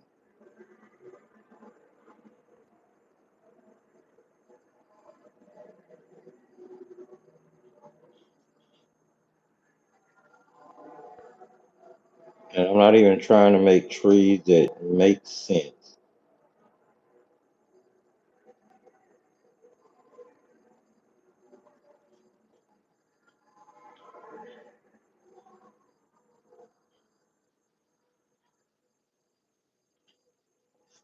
Just putting in the impression in the background. And it's going to push those lighter trees back. Make it look like it's a deeper forest. That's all we're going for.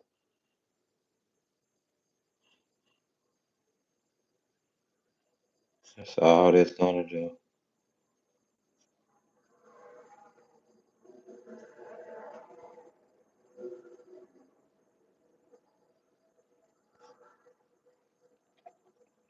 Just putting in some random slender, because it would be like trees that are kind of far away that you can't really make out. Like that. Now let's use this same dark end. Throw on some grasses around the base of our tree down here. Maybe I'll put a little tub going down that hill. It's got like these little grasses growing up around the base of the tree. Nothing too crazy.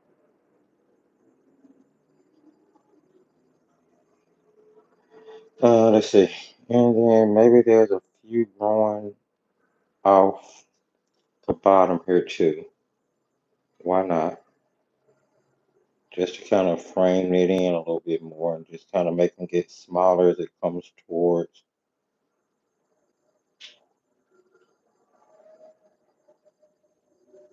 the middle. Just to frame it off a little bit. You can actually make these grasses pretty tall here on the front. But it doesn't have to be anything. Like I said, you're not doing anything too serious, so you don't have to get like all like crazy with it. You just adding a little grass down there for a little visual weight and effect. There.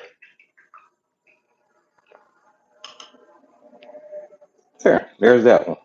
There's all of them. Actually, I don't think I'm gonna. Oh well, I don't need to. This looks a little boring. Okay, it's simple. Let's go into the original gray we made it first, and I'm gonna put some shadow in that water under those.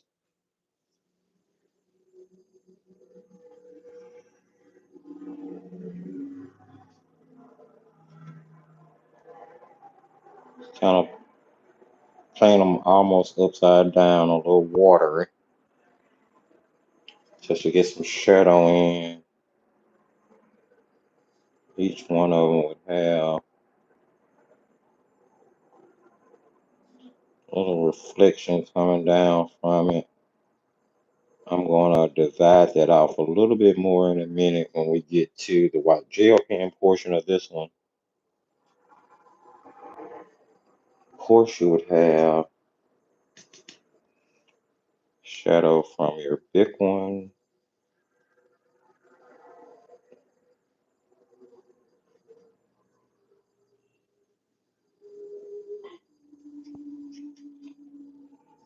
I'm going to close off the little white line because I'm going to add it back in.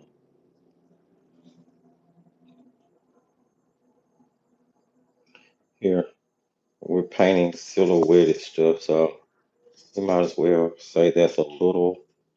Why there wouldn't be a tree behind it if that's supposed to be a snow-capped mountain, is it? Let's leave that alone here.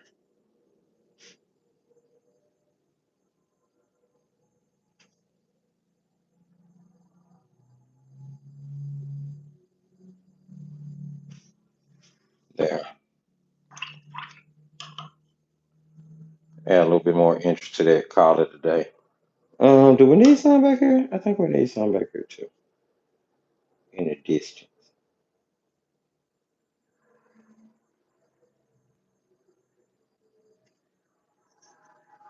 Can't really see those.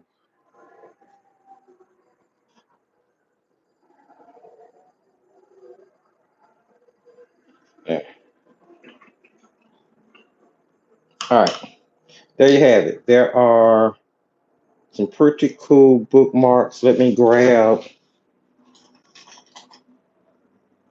I'm gonna get these finished up. Then I'm going to show you guys the tea coffee dye that you asked, and then we're gonna wrap this up because we've been on a minute. We have been on a pretty good minute.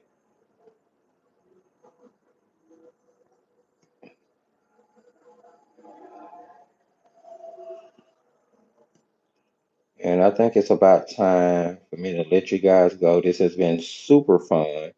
Now, of course, we'll be back here again tonight at 8 p.m. if you are a member of the Creation Station.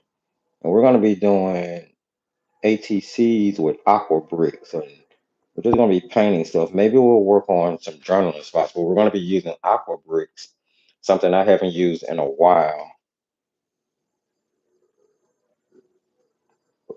My stomach is growling so bad.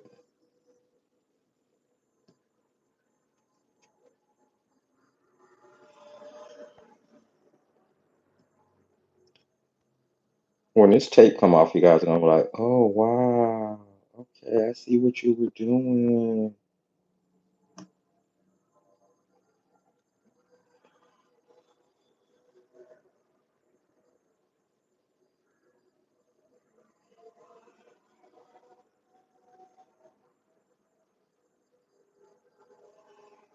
And could you imagine laminating these, which I might do? I might go ahead and laminate them and then show them tonight in Patreon. Laminated, but I do want to finish all the artwork before this live goes.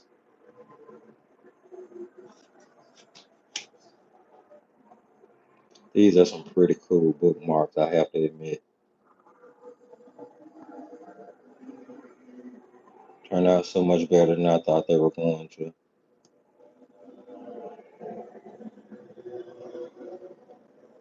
All right. The only thing I need to do is add some highlights to that one, but let's go ahead and take off the tape so we can see where we are and get this all wrapped up. And then I'm going to jump back into the comment section and get, not the comment section, the chat box and get caught up because I know you guys have asked questions and I want to take the chance to answer all your questions I say, before we say bye bye. And I meant to plug up the lamination machine before we started so that I could laminate at least one of these on camera with you guys. But I forgot.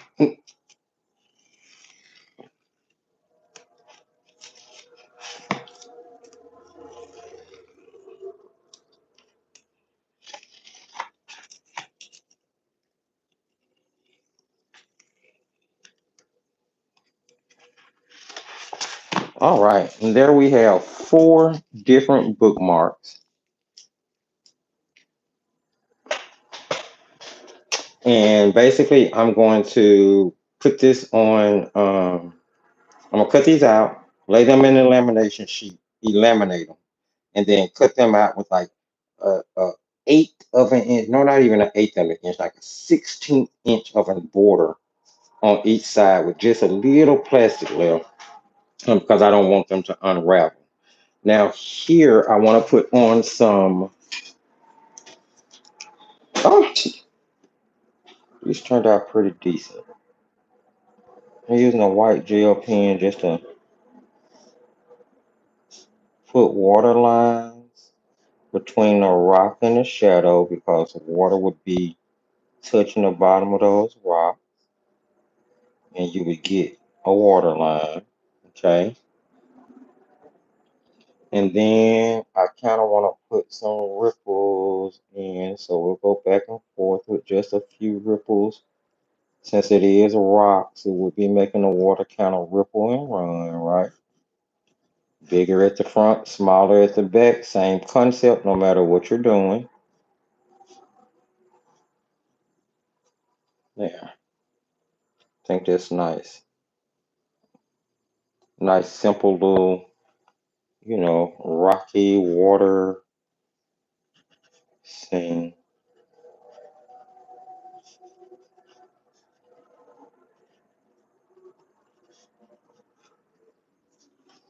All right.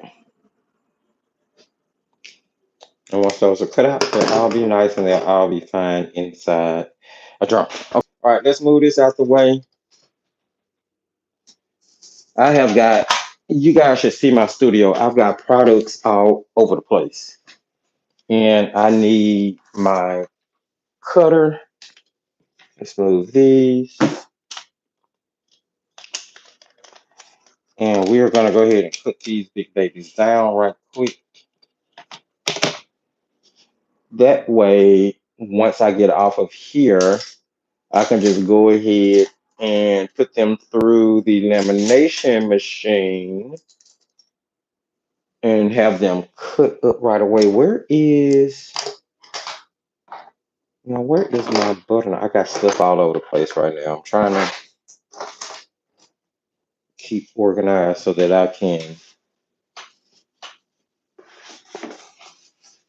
I don't see it. Hold on. I'm a coming. Here we go. Here's one. This one will work.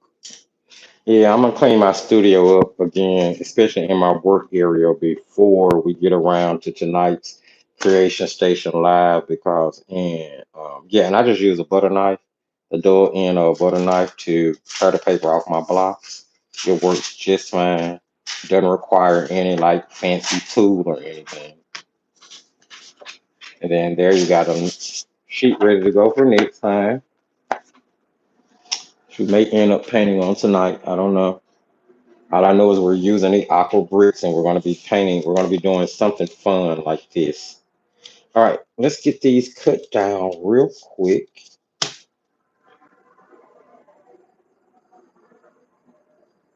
And the great thing is I can always use a black ink pad to clean up the corners more if I need to.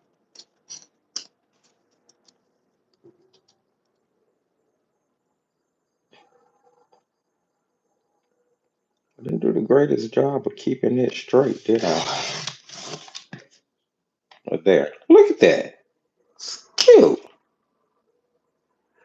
Look gorgy. Little gorgy thing. And then you could have left them on the paper if you wanted to and then framed them, like that. But I want mine to actually be bookmarks. So that's what I'm turning them into. There's that one. Gorge Forge.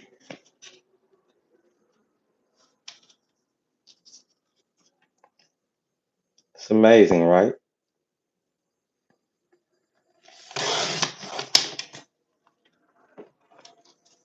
You can create all your own little stuff. You don't have to buy much of anything if you have the time to actually do the crafting.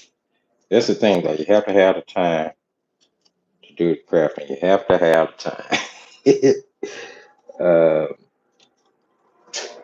If you are a super busy person, you might not have the time. And that's what I'm here for. Do all crafting. All you gotta do is pick it up off the site or Palm Street. All right. So there those are. Now, if you want to, you can like leave them, however you want to. You can leave them square. Like what I would do at this point now to finish these up would be to grab like a black ink pad, or you could even use that brush pen if you want to keep it all water soluble. Let me show you. You could grab, what did I do with those brush pens? Here we go.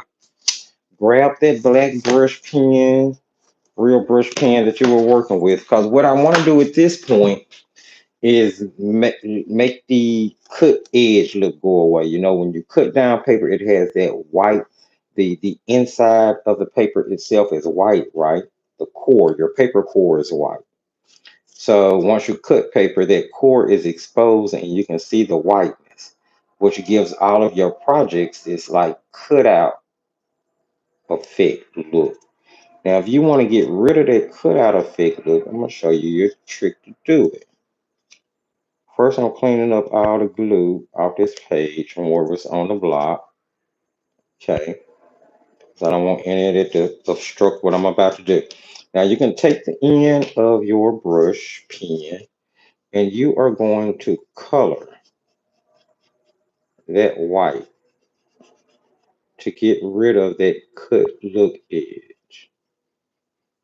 I'm just going to do this one side with this brush pen so you can see it can be done. You want to be careful and try not to touch the front or the back of your project when you're doing this.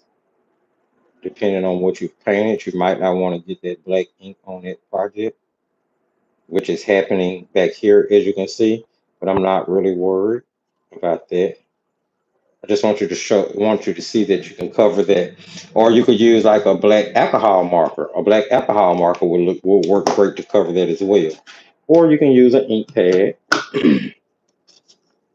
and I'm just going to use an ink pad because it's quicker. And I'm just going to go around real quick and hit all these ends because I don't want any paper core showing, and I don't want them to look like they were cut out.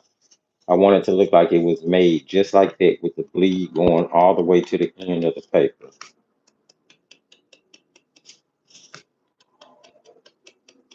And there we have it. That one is completely finished. I just have to decide whether or not I want to put angles on it. And if I decide to put angles on it, then I'll just take the ink pad and ink those angles too so that that white core won't be shown. So you can do it with an ink pad, you can do it with your water brush pens, or you can do it with alcohol marker. Either way. Show you another one. Let's do the cherry blossom tree. You can see the white core on the end there, right? And I'm just going to use this ink pad and get rid of that white core so it doesn't look like it was cut out of anything.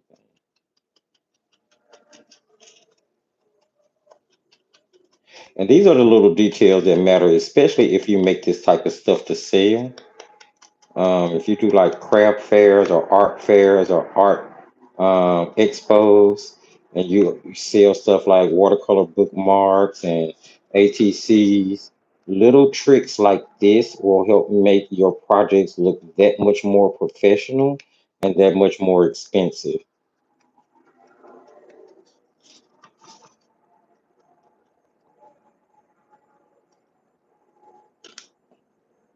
Make sure I get all the glue off.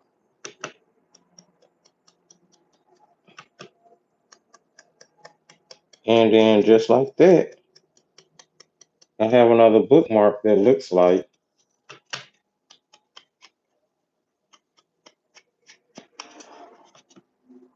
this core is the paper was off, the tape was off a little bit more on that one. That's okay because that's black ink I'm using. I'm just gonna brush it over that core. No problem at all.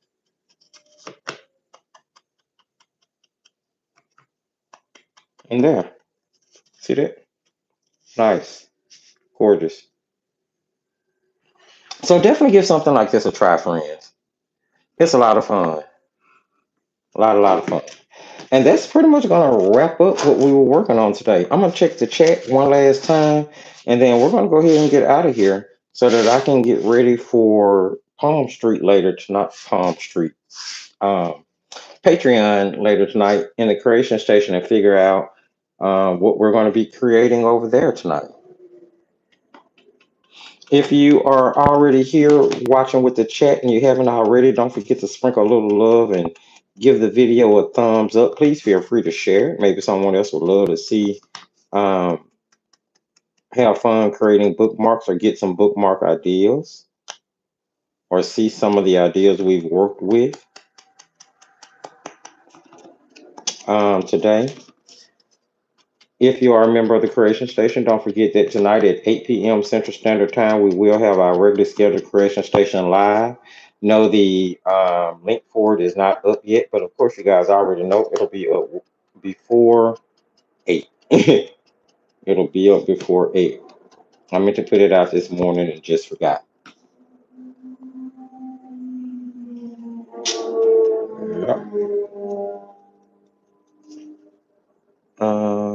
Definitely looks more finished with the core color. Yep. When you color the core, it'll make it look more professional looking. Like you bought it out of store.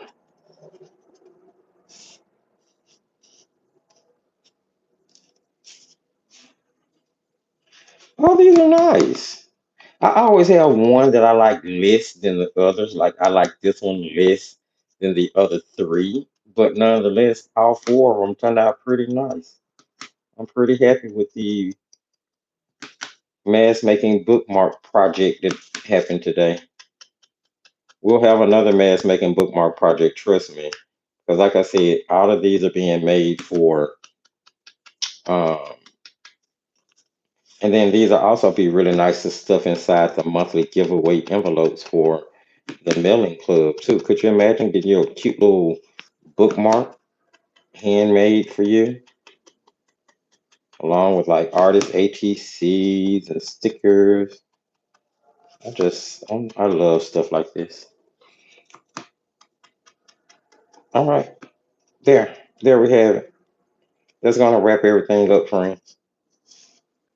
Definitely give something like this a try. You don't have to paint what I painted. Paint whatever you want to paint, but make it fun. Let it be something you enjoy doing, because that's when your artwork turns out the best. When it's something you enjoy doing. Okay. Your favorite is the pink tree, but they are all really great. They turned out wonderful. Thank you, Kimmy. I appreciate that. Yes, ma'am, Miss Kimmy. I will see you tonight. Mary Ann, I will see you tonight. You will love some of the coffee paper. We can talk about that. We'll talk about that tonight. Okay. Just remind me inside the chat tonight, and we will. Um, who knows? We'll even talk about maybe putting together a project where we all kind of have fun doing.